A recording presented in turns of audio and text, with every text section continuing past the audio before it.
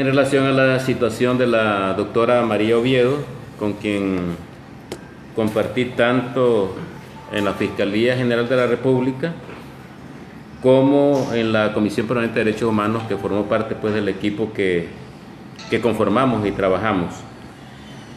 En principio, algunas observaciones que considero atinentes en vista de los resultados ya conocidos el día de ayer, donde hubo una audiencia maratónica, donde incluso, según las informaciones, ni siquiera le permitieron su tiempo de comida a mediodía, para efecto de cumplir el cometido de ayer mismo realizar lo que era el proceso de juicio oral y público de manera total, concluyendo con lo que fue un debate de pena y aparentemente pendiente de una sentencia para el día 2 de septiembre del presente año, donde únicamente se va a ventilar lo que es la motivación y fundamentación de la sentencia en base al artículo 153 y 154 del Código Procesal Penal, donde aparentemente pues la autoridad judicial va a motivar y fundamentar su pena.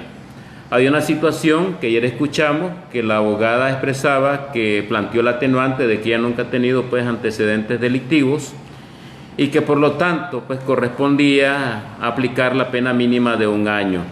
Es decir, efectivamente el menester de lo que es la atenuante es para esa finalidad, para considerar qué pena se va a aplicar. Y en relación pues al Ministerio Público, que como de costumbre siempre pide la pena máxima y sin motivar ni fundamentar. Eso incluso sin necesidad de estar presente en la audiencia, pues todos percibimos que esa es la situación. ¿Qué debemos estimar en relación al caso de Nalia Nadezhda Úbeda Obando como autoridad judicial del Juzgado Tercero Local Penal de Managua, que es la persona que llevó el caso de Alex Vanegas? Y en ese caso de Alex Vanegas, que primigeniamente yo lo representaba, pero que después quedó a cargo de la doctora María Oviedo, hubo un encontronazo. Hubieron cruces de palabras en representación de los intereses de Alex Vanegas por parte de la autora María Oviedo. De ahí que me cause inquietud el hecho de haber utilizado la figura de la recusación para que dicha autoridad no conociese de la causa, porque ya lo menciona el artículo 32 del Código Procesal Penal, donde dice de los motivos de inhibición y recusación. ¿Y qué pasa? Hay un inciso o un numeral de manera concreta que contempla lo que es esa situación de enemistad. Dice el numeral 8. Dice, los jueces y magistrados deben inhibirse o podrán ser recusados por las siguientes causas.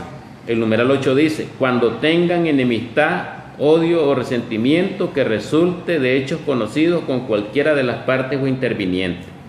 Y en este caso, la doctora María Oviedo, en el caso de Alex Vanegas, había tenido algunos problemas de cruce de palabras y bastante fuertes con la juez Nalia Nadezhda Úbeda Obando. Una de las medidas que yo considero que debió haberse implementado desde el inicio de este proceso era haberla recusado si ella no se inhibía, y eso no aconteció hasta donde yo tengo conocimiento. Nunca se ha mencionado, al menos a través de los medios nunca me he enterado. Y la otra situación es la incompetencia de jurisdicción. Si ustedes recuerdan, este caso tuvo su origen en Masaya, cuando la doctora Oviedo anduvo representando en este caso a Cristian Fajardo, por la situación de una denuncia por un arma que aparentemente él se le había perdido producto de las detenciones que hicieron en contra de él, y la idea pues era acompañarle. No podemos negar, de repente pues hubo una situación allí, de repente un ímpetu producido en este caso por la acción del oficial. Pero ¿qué acontece de manera concreta en esta situación? Los acontecimientos son en un distrito policial de Masaya, que contempla la ley 952 de los hechos de relevancia que deba conocer la capital cuando la connotación del hecho ilícito o la situación de daño que pueda producirse del contexto social pueda ser significativa. Esa es, en este caso, la justificación de la ley 952 para que una persona que aparentemente debe ser juzgado por su juez natural en la circunscripción de Masaya, como es el caso, pueda pasar a Managua. Pero ¿qué contexto de trascendencia nacional pueda tener el actuar de una defensora de derechos humanos que llega a un distrito policial, que de repente pues puede tener un exabrupto, un momento en que ella, producto del empujón que le produce el oficial, le pega una cachetada, pero esto de manera alguna pues connota alguna relevancia social a nivel de la comisión de un hecho ilícito? Por tal razón, consideramos nosotros, nunca debió haber conocido la juez Nalia Nadezhda Úbeda Obando de esta causa donde está siendo juzgada la doctora María Oviedo, y que incluso ya finiquitó con una responsabilidad penal, con una culpabilidad, puesto que primero, ella estaba inhibida o podía haber sido recusada por la situación del numeral 8 del artículo 32 del Código Penal. No podía conocer porque había una enemistad anterior por la situación del caso de Alex Banega. La otra situación tiene que ver con la incompetencia de jurisdicción. No podía conocer un juez de Managua, puesto que era un caso de un juzgado local que no tenía relevancia social y que podía haber sido conocido por un juez de Masaya. Y la situación, como ya le indicaba, de que la juez Nalia Nadezhda Úbeda Obando ya ha tenido conocimiento de casos de índole política. Es decir, son razones que se deben estimar para esa situación.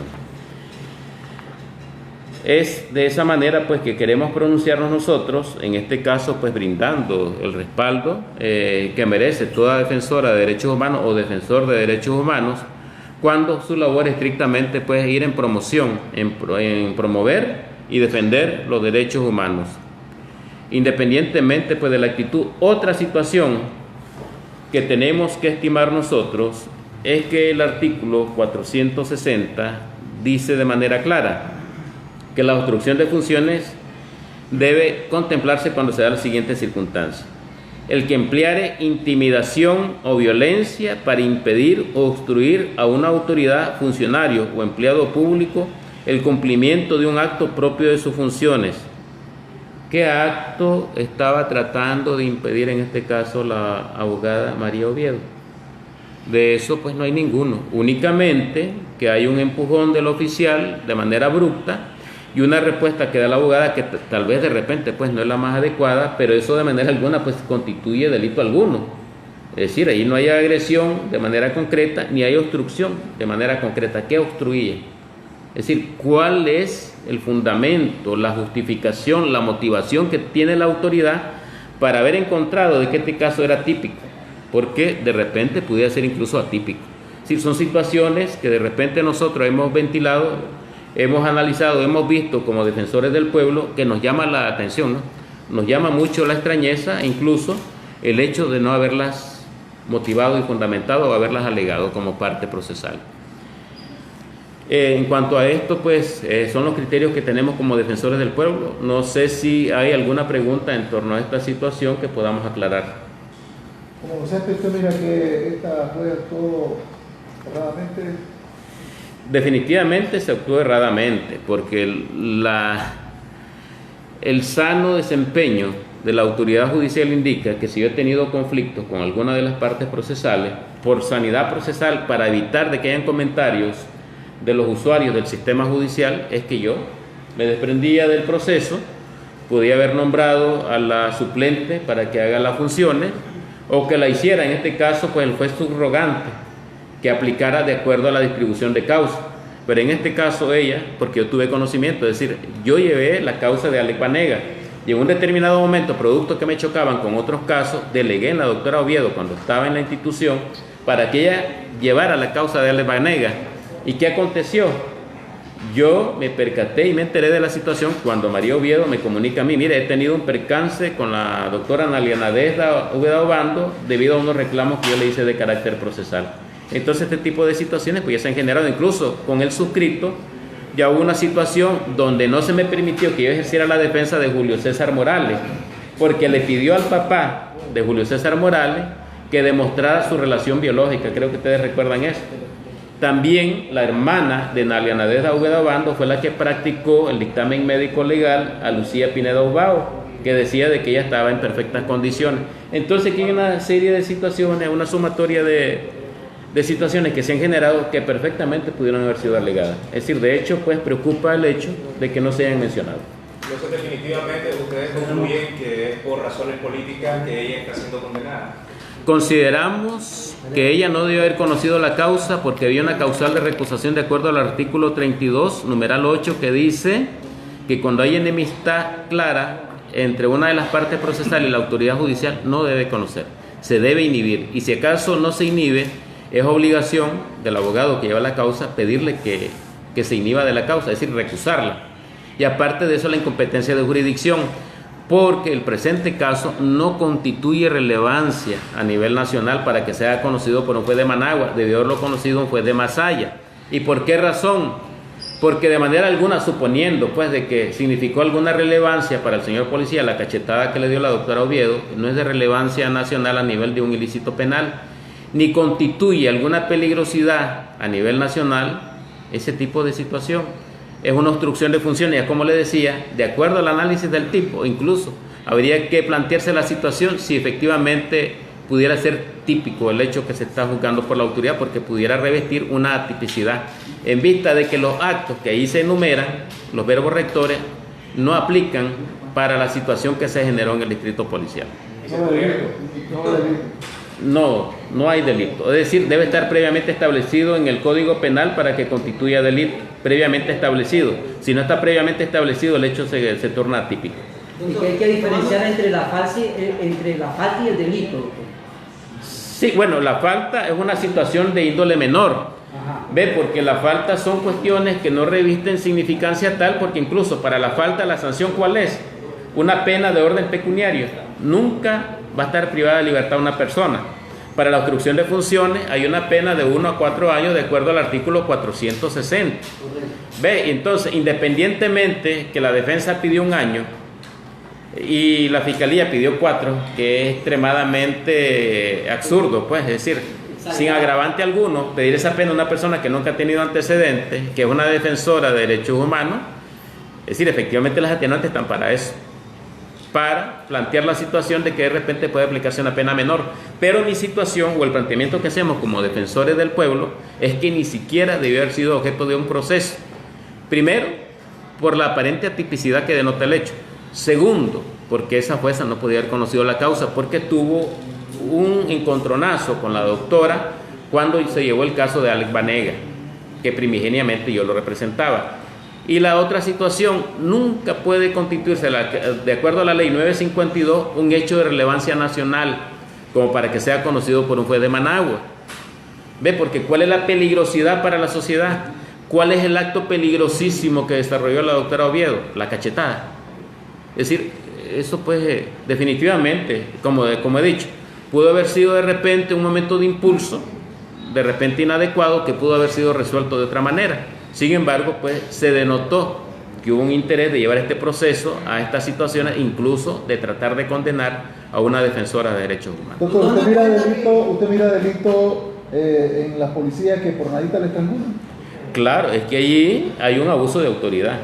Y eso también es igualmente extraño, que no se haya promovido algún tipo de acción en contra de ese actuar. Es decir, de repente, yo pienso que no toda la responsabilidad está dentro de los que son los promotores o ejecutores de la justicia. También tiene que haber un actuar de las partes procesales.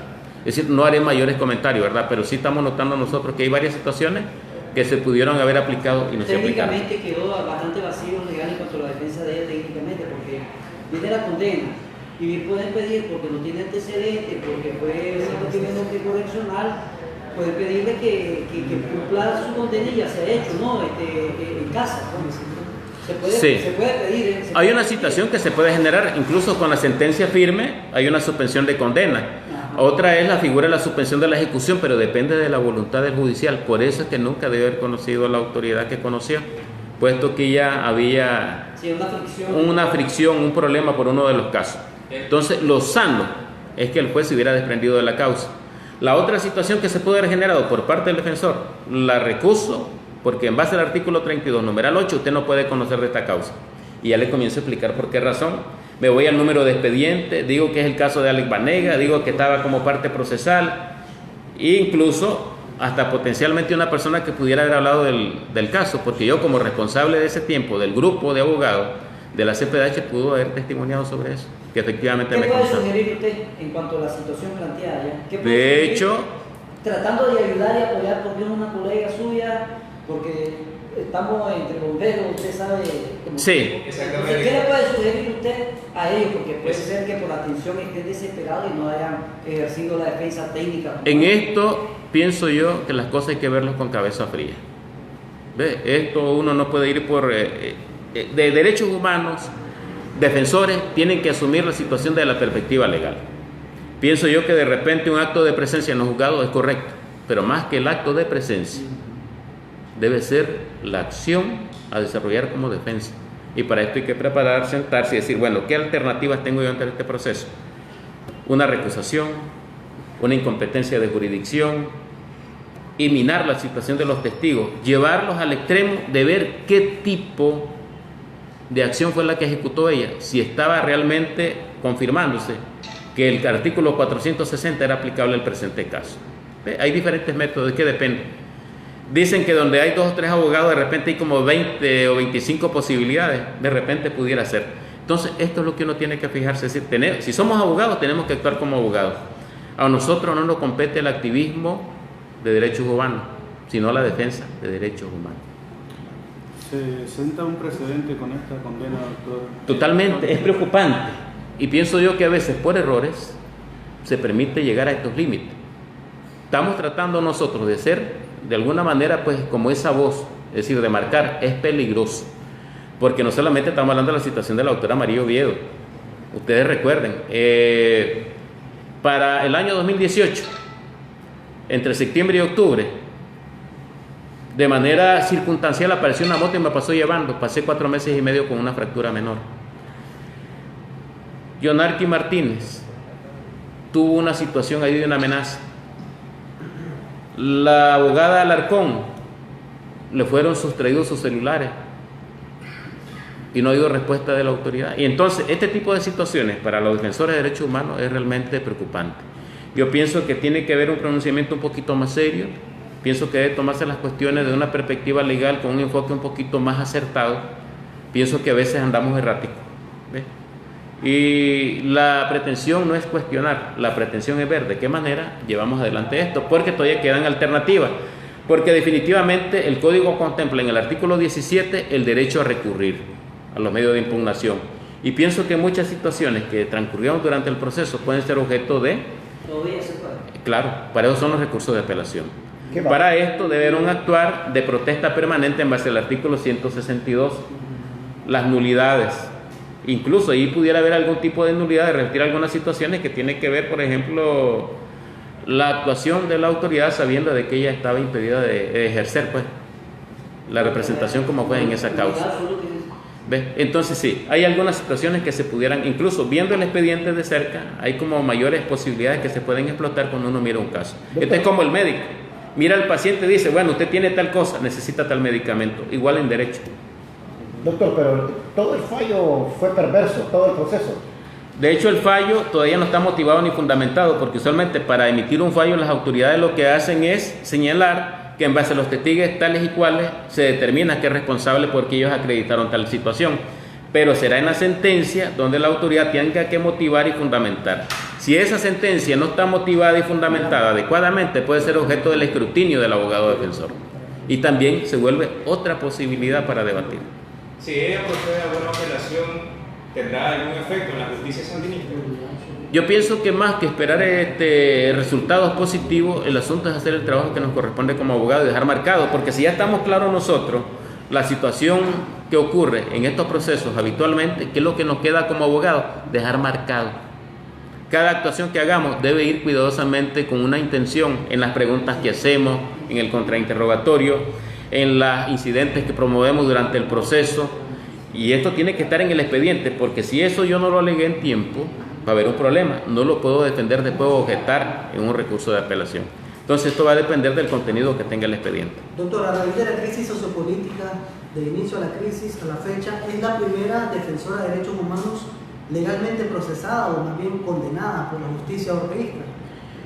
Estrictamente hablando, pienso que es la primera defensora de derechos humanos juzgada a ese nivel. ¿Y los ¿Ve delitos por qué? a otras, doctor? ¿Perdón? ¿Los delitos a otros abogados?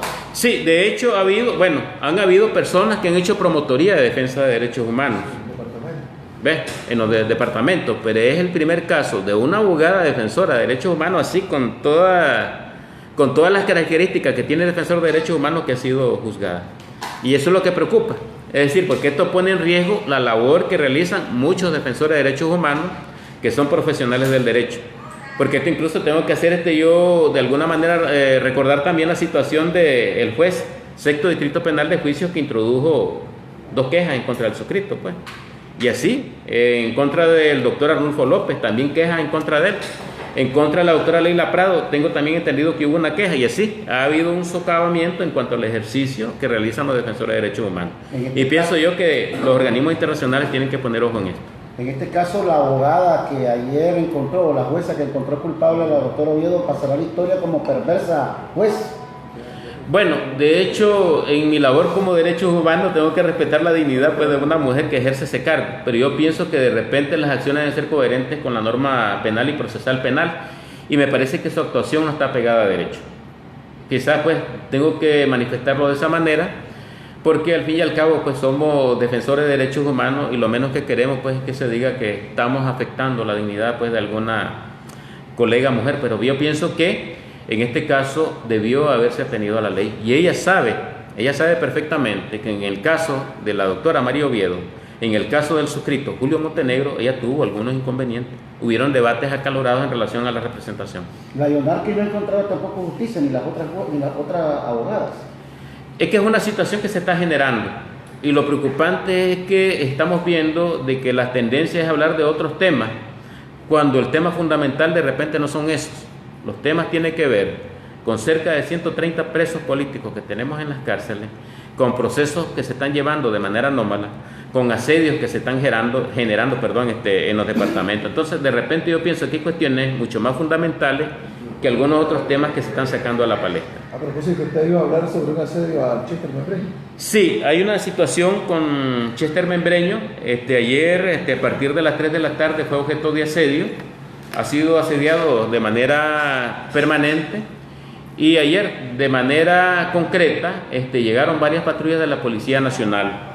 Ayer lo que hicimos nosotros fue transmitir a través de un Twitter y sacar a colación una imagen, ¿no?, donde miramos patrullas policiales que están permanentemente asediando lo que es el domicilio de don Chester Membreño. Tengo entendido que ayer hasta las 8 de la noche todavía pues persistía esa situación, y estamos esperando el momento oportuno para que él pueda hacer acto de presencia y pueda pues poner la respectiva denuncia. De hecho, estamos dando seguimiento a través de la doctora Marielos, que es nuestra promotora pues en la ciudad de Masaya.